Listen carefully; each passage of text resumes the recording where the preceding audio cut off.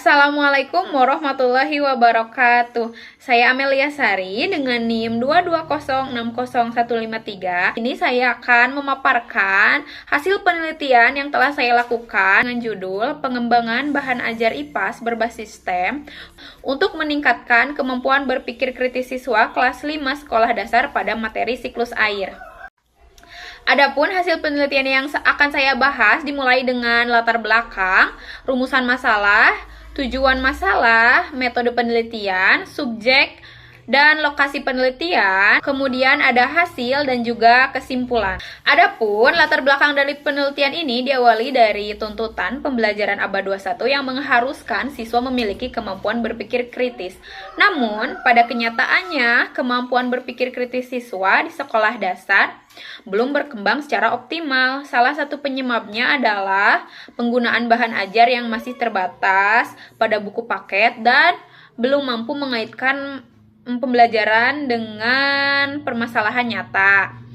Berdasarkan hasil wawancara dan observasi yang telah saya lakukan di SDN 2 Cipongkor dan SDN 3 Cipongkor, ditemukan bahwa guru belum mengetahui pembelajaran berbasis STEM maupun bahan ajar yang terintegrasi dengan STEM.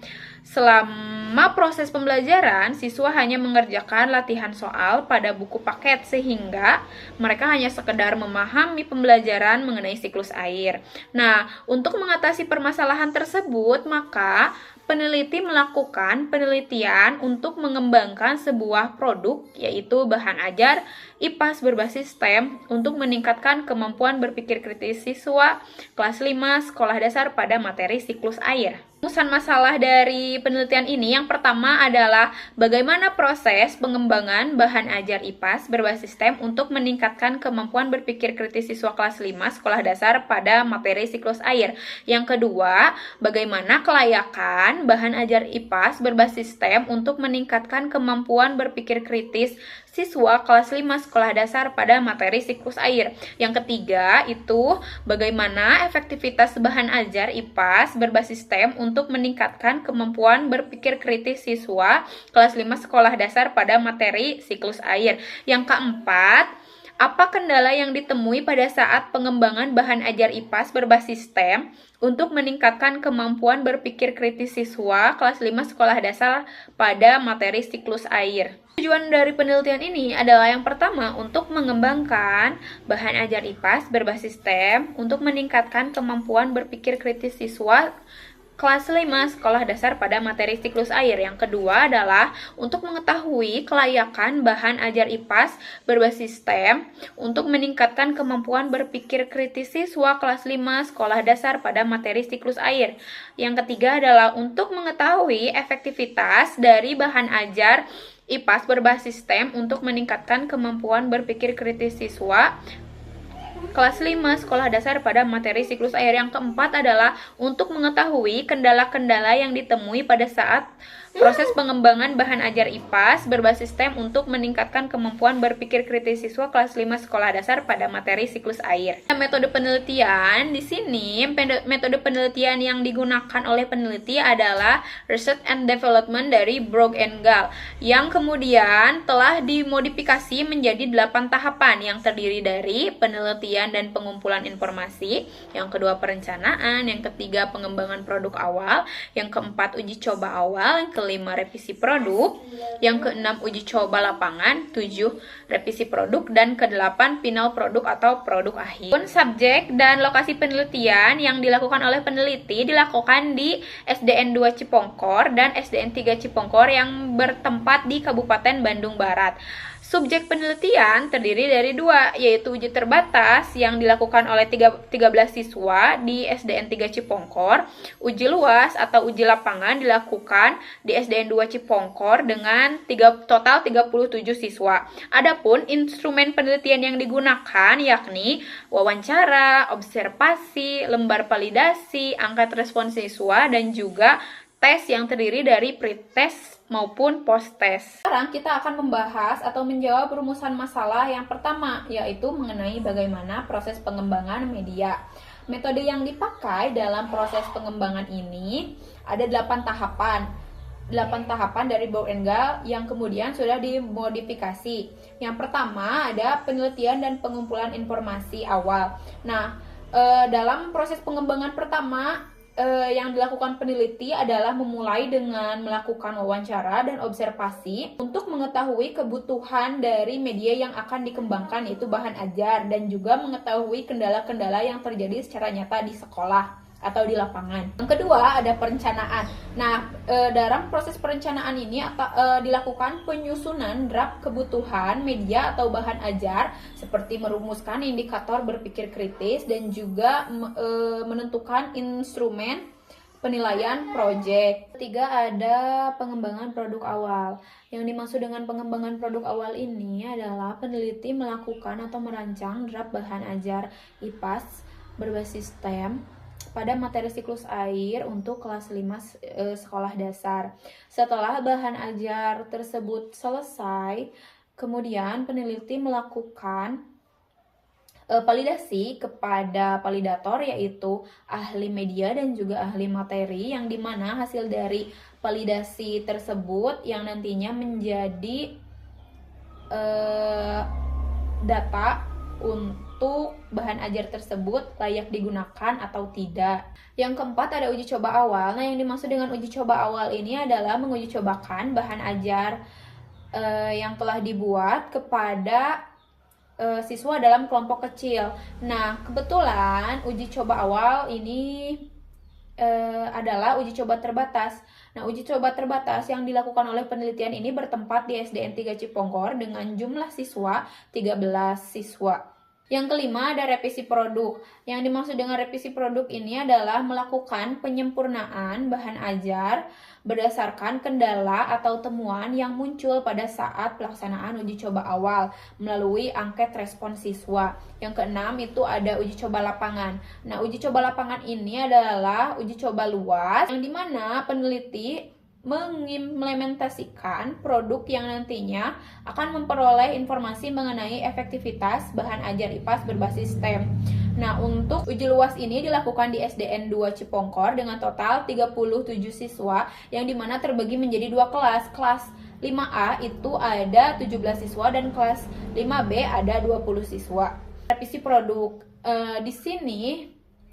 Revisi produk di sini adalah melakukan penyempurnaan bahan ajar berdasarkan kendala yang muncul selama proses pelaksanaan uji coba lapangan. Terakhir itu ada final produk. Nah, final produk ini adalah tahapan terakhir produk yang dikembangkan pada penelitian bahan ajar IPAS berbasis STEM untuk meningkatkan kemampuan berpikir kritis siswa kelas 5 pada materi siklus air yang telah direvisi dan siap digunakan dalam pembelajaran. Adapun untuk menjawab rumusan masalah kedua, yaitu mengenai bagaimana kelayakan media, peneliti melakukan lembar validasi kepada dua ahli, yaitu ahli media dan juga ahli materi, yang didapatkan data sebagai berikut. Untuk validasi oleh ahli media, hasil validasi menunjukkan data yang diperoleh adalah 79%. Dari skor maksimal 56, validator menghasilkan 44. Berdasarkan kriteria interpretasi, maka bahan ajar yang dikembangkan dinyatakan valid dan dapat digunakan dengan perbaikan sesuai arahan dari validator. Selanjutnya, data yang diperoleh dari validasi ahli materi menunjukkan persentasenya sekitar 77%. Dari skor maksimal 58, validator menghasilkan 43. Berdasarkan kriteria interpretasi, maka bahan ajar yang dikembangkan dinyatakan valid dan dapat digunakan dengan perbaikan sesuai arahan dari validator. Nah, hasil presentasi yang diperoleh dari dua ahli, yaitu ahli media mendapatkan 79% dan ahli materi mendapatkan 77%, yang selanjutnya dihitung untuk mengetahui persentase keseluruhan.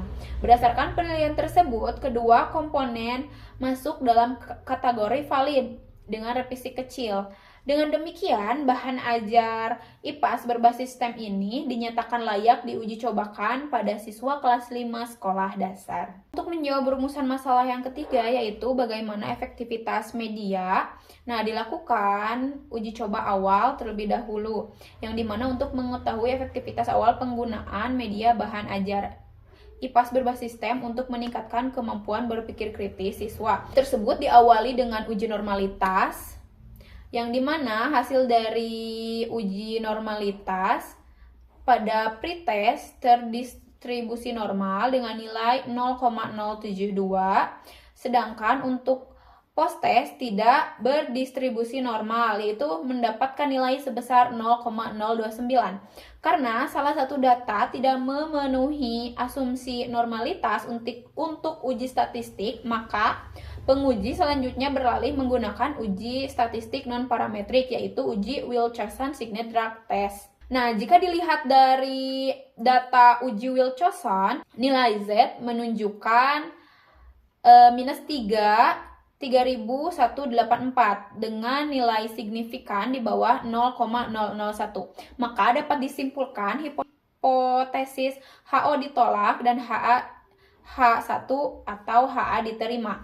Hal ini membuktikan bahwa terdapat perbedaan yang signifikan antara kemampuan berpikir kritis siswa sebelum dan sesudah penerapan bahan ajar IPAS berbasis STEM pada uji coba terbatas. Nah, selanjutnya untuk mengukur sejauh mana tingkat efektivitas peningkatan kemampuan berpikir kritis dari uji coba terbatas ini dilakukan descriptive Engen score, yang dimana berdasarkan data yang ditampilkan rata-rata Engen score sebesar 0,34, yang dimana Engen score tersebut masuk dalam kategori sedang. Jika ditinjau dari persentasenya yaitu 33,99%, maka kriteria tersebut masuk ke dalam kurang efektif. Meskipun secara persentase masuk ke dalam kategori kurang efektif, namun secara praktis pada tahap uji coba terbatas ini bahan ajar yang dikembangkan sudah menunjukkan hasil yang cukup baik meskipun memerlukan revisi. Uji luas atau uji coba lapangan. Uji coba luas ini dilakukan untuk mengetahui efektivitas penggunaan bahan ajar IPAS berbasis STEM untuk meningkatkan kemampuan berpikir kritis siswa. Nah, jika dilihat dari data di atas, kelas eksperimen 1 post-test mendapatkan nilai sebesar 0,802, untuk nilai post-testnya sebesar 0,055. Kemudian untuk kelas eksperimen 2 hasil post-testnya sebesar 0,116, dan kelas eksperimen 2 post-testnya mendapatkan nilai sebesar 0,101. Tes maupun post-test menghasilkan nilai signifikan yaitu di atas 0,05. Dengan demikian, data tersebut dianggap berdistribusi normal. Karena asumsi normalitas sudah terpenuhi, maka selanjutnya peneliti melakukan uji varied sample t-test. Dari data uji varied sample t-test pada kelas eksperimen pertama, nilai rata-rata pretestnya itu ada di hasil 50,53 dengan nilai standar deviation-nya 5,702 dengan T hitung minus 17,687. Untuk hasil post-testnya di nilai rata-rata ada 80,94, nilai standar deviation-nya itu 6,524. Kemudian di kelas eksperimen nilai pretestnya, rata-rata pretestnya itu ada 49,80, standar deviation-nya itu ada 4,336, dan untuk nilai post-testnya di rata-rata nilai ada 73,20, nilai standar deviation-nya itu 8,186. Kelas eksperimen 1 menghasilkan nilai signifikan sebesar 0,001. Kemudian untuk kelas eksperimen 2, keterampilan berpikir kritisnya menunjukkan pola peningkatan yang serupa, yang menghasilkan nilai signifikan sebesar 0,001. Jika dilihat dari data di atas, nilai signifikan lebih kecil dari nilai standar pada umumnya yaitu 0,05, yaitu dua data tersebut menghasilkan 0,001, maka keputusan penguji atau hipotesisnya itu adalah HO ditolak dan HA1 diterima. Artinya terdapat perbedaan rata-rata yang signifikan dari keterampilan berpikir kritis siswa sebelum dan sesudah menggunakan media bahan ajar IPAS berbasis STEM. Melakukan uji Engen untuk mengetahui seberapa efektivitas data tersebut. Nah, jika dilihat dari tabel, kelas eksperimen pertama mendapatkan hasil rata-rata N-gain skornya yaitu 0,62 dengan kriteria N-gain-nya sedang. Nah, untuk kelas eksperimen kedua, rata-rata nilai N-gain skornya itu ada 0,47 dengan kriteria N-gain-nya sedang. Berdasarkan hasil perhitungan tersebut, untuk kelas eksperimen pertama sebesar 0,62, sedangkan untuk eksperimen 2 sebesar 0,47. Meskipun kedua kelas tersebut sama-sama masuk ke dalam kriteria sedang, penggunaan produk bahan ajar IPAS berbasis STEM ini terbukti cukup efektif dalam meningkatkan kemampuan berpikir kritis siswa. Untuk menjawab rumusan masalah yang keempat mengenai kendala-kendala yang ditemui pada saat proses pengembangan media, berdasarkan angket respon siswa yang melibatkan 13 orang responden siswa kelas 5 dalam uji terbatas, diperoleh data mengenai kepraktisan bahan ajar yang dikembangkan. Nah, pada aspek isi materi, bahan ajar berbasis IPAS ini didapatkan persentase sebesar 85%. Kemudian aspek bahasa sebesar 77% dan aspek konstruksi sebesar 80%. Secara keseluruhan, rata-rata total persentase dari respon 13 siswa ini dapat atau mencapai hasil dengan nilai 81%. Hal ini menunjukkan bahwa bahan ajar IPAS berbasis STEM termasuk dalam kategori praktis dan dapat membantu siswa dalam proses pembelajaran. Angket respon siswa kelas luas ini hasil dari isi bahan ajarnya itu sebesar 83%, kemudian aspek bahasa sebesar 82%, serta aspek konstruksi sebesar 85%. Secara keseluruhan, rata-rata total persentase dari hasil respon 37 siswa mencapai 83%.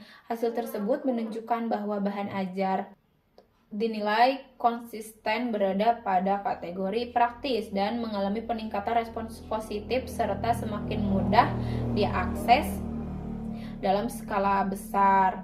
Terdapat beberapa kendala yang terjadi pada saat uji terbatas maupun itu uji luas. Nah, pada uji terbatas, kendala ditemui yakni siswa masih beradaptasi dengan pembelajaran berbasis STEM karena sebelumnya siswa lebih terbiasa dengan pembelajaran yang menggunakan metode ceramah ataupun pembelajaran menggunakan buku paket. Yang kedua itu ada kontrol kelas saat diskusi kelompok belum optimal sehingga tidak semua siswa terlibat secara aktif. Nah, yang ketiga itu ada alokasi waktu pembelajaran yang sangat terbatas.